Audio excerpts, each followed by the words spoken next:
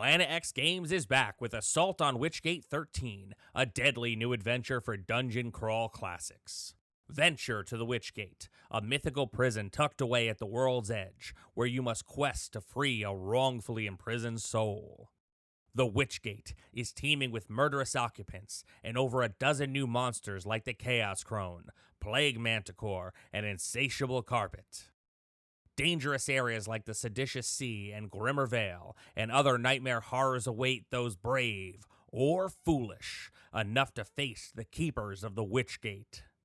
Assault on Witchgate 13 also introduces the cutscene mechanic, an alternate rule for adding a cinematic feel to the atmosphere and setting, primed to give Assault on Witchgate 13 that grindhouse flavor you've come to know and love from Planet X.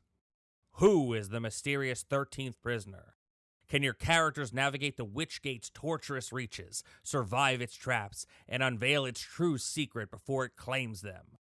Uncover the mysteries of this perilous journey in Assault on Witchgate 13, only on Kickstarter. This is the Vintage RPG Podcast, your source for the best in classic and contemporary RPGs. With your hosts, Hambone and Stu.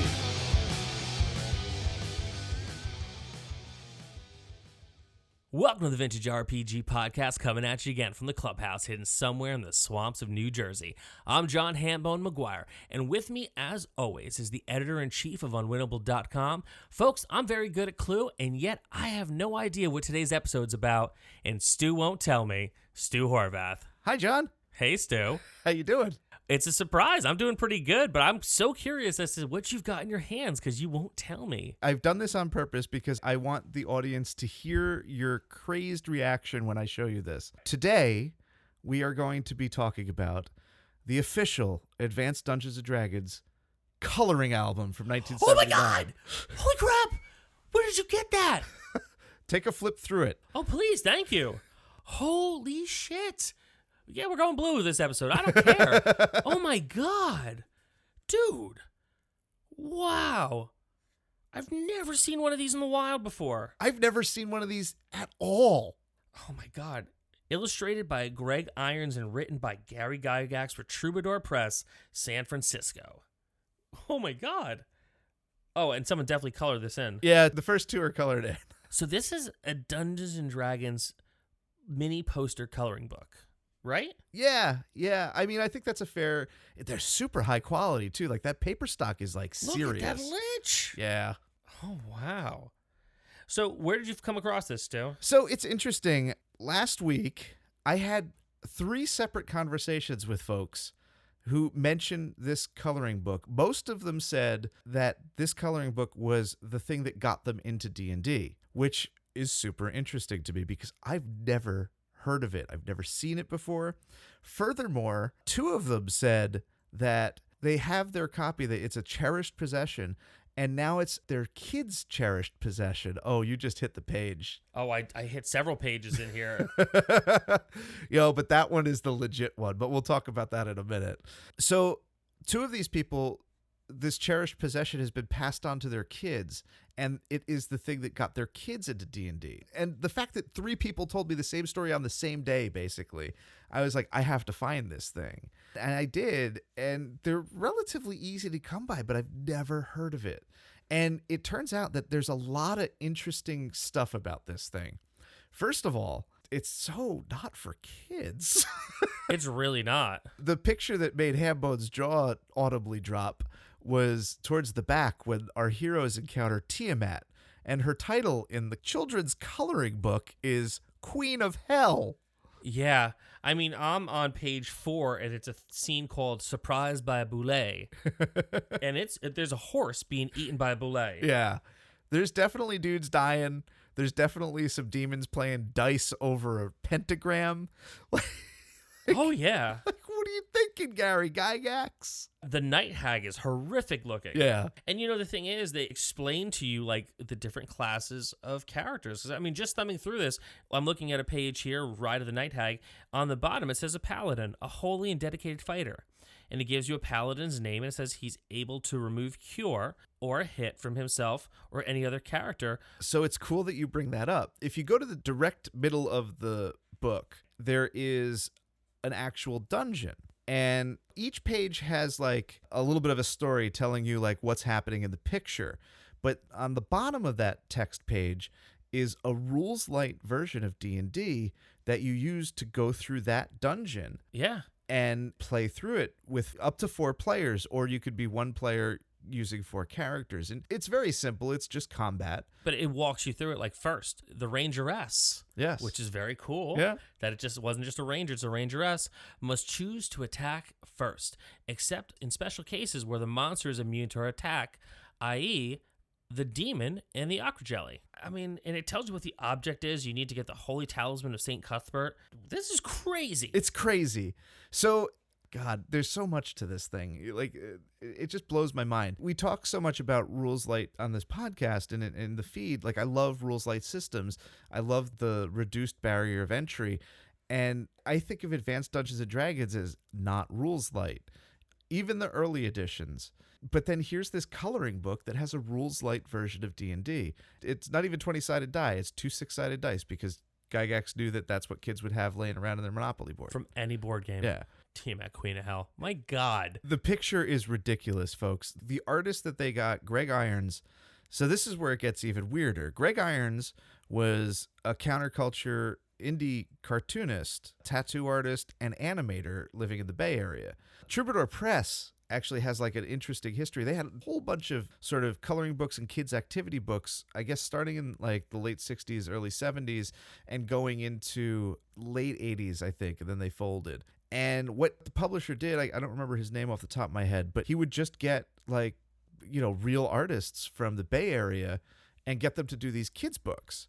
You know, so like you get Greg Irons, he worked on The Yellow Submarine. Really? Yeah, the movie. The Beatles movie. The cartoon, yeah. So like once you know that, you can see it in his art. I can't unsee it. Yeah. I mean, even looking at this Beholder, which is awesome. which is now one of my favorite Beholders, I could totally see the Yellow Submarine. Like I just love that idea of these counterculture guys doing like kids books. And like they had like vegetarian cookbooks for kids and stuff, like, so it was definitely like very Hayden Ashbury. Yeah. And people are wild about these books, and once I started looking at the other stuff that they put out, like I remember them being around and they were all like this high quality heavy cardstock. Like there was a lot of love put into these books. Right. I had a Marvel one just like it, and you would draw it and then you'd pull the pages out and you would be able to hang them and display them because they are oversized coloring book pages. The super interesting things is that this is the only D&D art that Greg Irons ever did, and I think it's just such a damn shame. It's completely. Unfortunately, he died in 1984, I believe, at a bus accident. He got hit by a bus in Thailand. Oh, how terrible. Yeah, terrible. My friend Sean is a tattoo artist. He's like, this art is great. And he looks up the guy's name and he's like, Greg Irons. Holy crap, Greg Irons was a tattoo artist. And like you could see that in the art too. Oh, yeah. Half of these sheets, dear listener, has back piece written all over it. It's true. But this is 1979. Like, this is early. Irons really, with the exception of, you know, maybe Trampier and Errol Otis, like, as a draftsman, I think that he's, like, one of the best guys that they have doing D&D artwork in 1979. 1979, yeah. And it's crazy to me that, like, this is a book that I've never heard of, never saw. Like, this is brand new for me. I don't have any nostalgia attached to this. This is one of the coolest D&D things I've ever seen. Yeah, and the cover of it actually looks like it could be the cover of like a Deep Purple album. Yeah. Like if you just place Dungeons and Dragons with like Machine Head, it's same. Yeah, the cover artist is, I don't know who it is. It's Franz, Frons, I think. Okay. It's handsome. It's not as cool as the Greg Irons stuff inside, but it's just mesmerizing to me. Like, I don't understand it. You know when they talk about the Mandela effect? Oh, yeah. And like we're slipping through different dimensions? This feels like I that. believe it. You really? No, not really. Yeah, no, I think that's crazy. But like this makes me feel like I think they feel like this feels like an artifact from like a different timeline. I just have no context for it. Well, it's amazing because what's inside of it is very on brand with what TSR was putting out. Yeah. But looking at the outside of it, it doesn't look on brand with what TSR was releasing at that time at all. No. Like, it looks completely... Now, granted, you know, we did see some off-brand looking stuff with the original Monster Manual, the original Player's Handbook, the original Dungeon Master's Guide before they kind of started unifying everything, but there was still an overall, like, look and vibe and aesthetic to everything. Yeah. This looks like nothing TSR would have released that. If I had just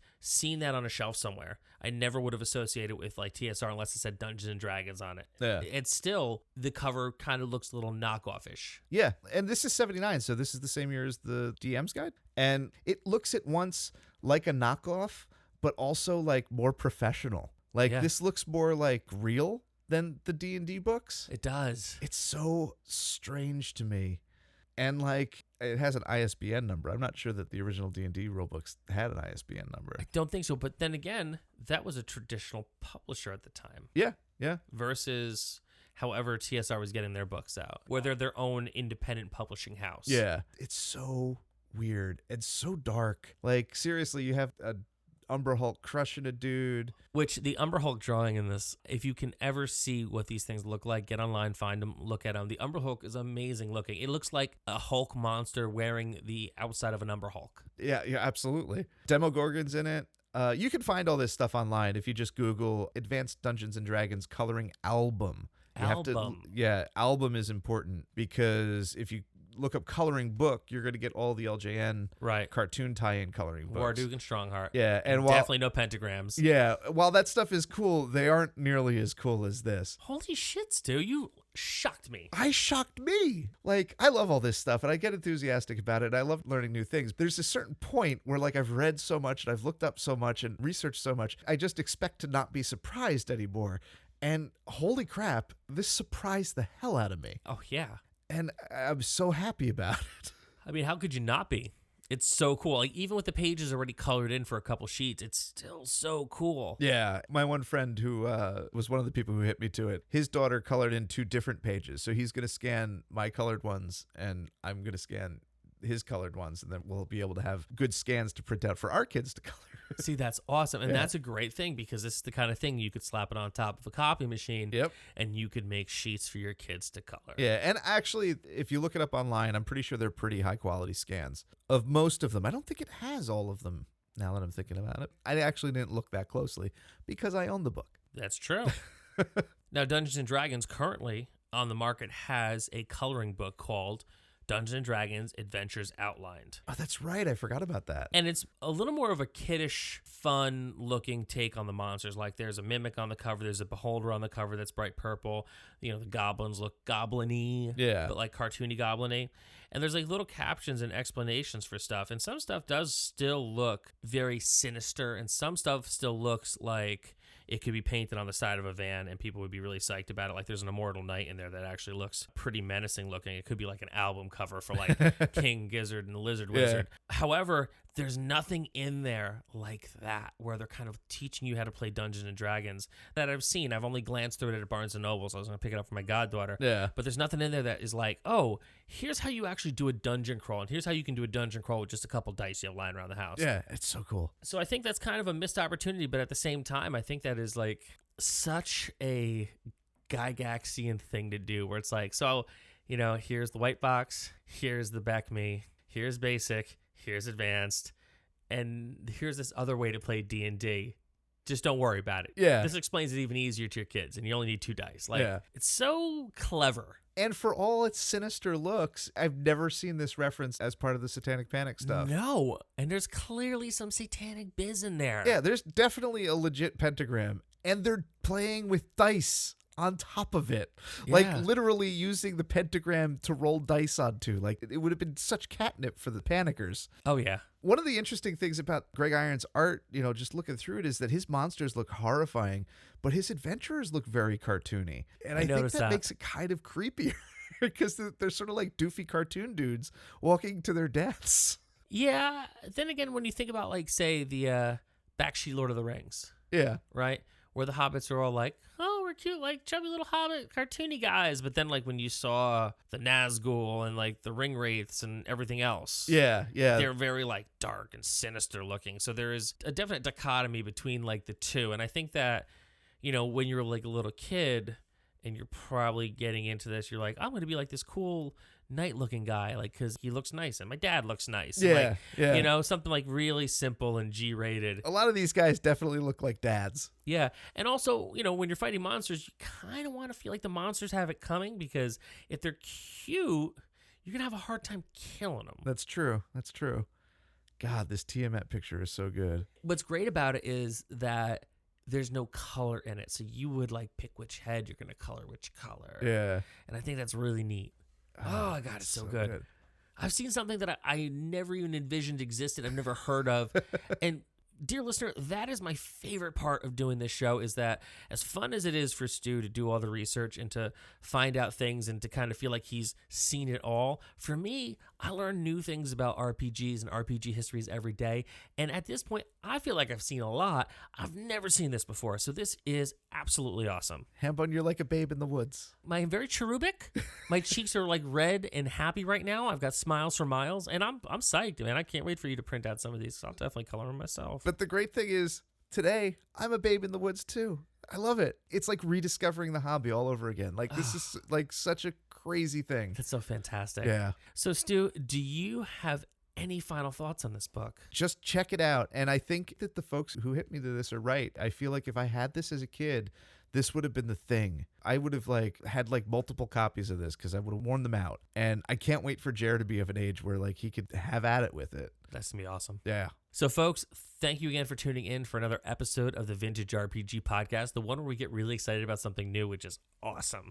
And, Stu, where can the people find you? They can find me on Instagram at Vintage RPG, posting stuff like this crazy-ass coloring album. And you can find me over on the Twitter at Hambreaker. I tweet about cute animals. I tweet about professional wrestling. I tweet about Dungeons and Dragons. And you can follow my day-to-day adventures in podcasting and in life over at John Hambone McGuire on Instagram. So for Stu Horvath, I'm John Hambone McGuire.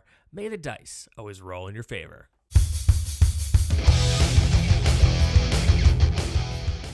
Thanks for listening. Don't forget to like, review, and subscribe to the podcast. Every review helps other listeners to find us. The Vintage RPG Podcast is a ham-fisted production. Music by Dega West. Art by Schaefer Brown. If you like the podcast, you should also consider becoming a patron at patreon.com.